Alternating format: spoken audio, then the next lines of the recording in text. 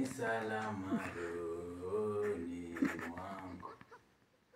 It's quite a common song, but do you know the origin of this song? Hii wimbo ina trace back to the year 1871. It was a song sung by a singer called Horatio Spafford. Horatio Spafford was a renowned lawyer and a shrewd business person. So that year 1871, there was a Chicago fire in America, so it consumed property yake, so he was in a dire financial situation, alikuwa na struggle. So to calm this down, before to calm this down, his only son, Pierre Lastborn, he died in the same year. He succumbed to pneumonia. So akaamua acha nitume familia yangu, mimi na familia yangu tuende vacation huko Britain, Europe kidogo.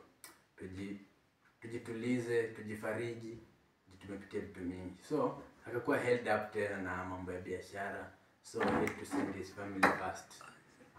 On sending his family, akatuma bibi yake Anne and his 4 daughters. So akaenda na meli hiyo safari. On their way, hiyo meli ikapata ajali, ikagongana na vessel lingine kwa maji. I don't know if it was a ship again. More than 2 people died in that. More than 200 people died in that accident, including all her 4 daughters.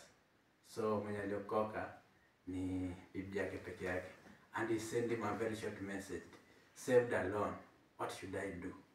So Horatio Spafford kupata hiyo message, aka rush up, akakuja akifuata bibi yake. Sasa kufika hapo, captain akamuonesha malile meli iligongana, and then akatunga hii wimbo, it is well in my soul, it is well with my soul in English.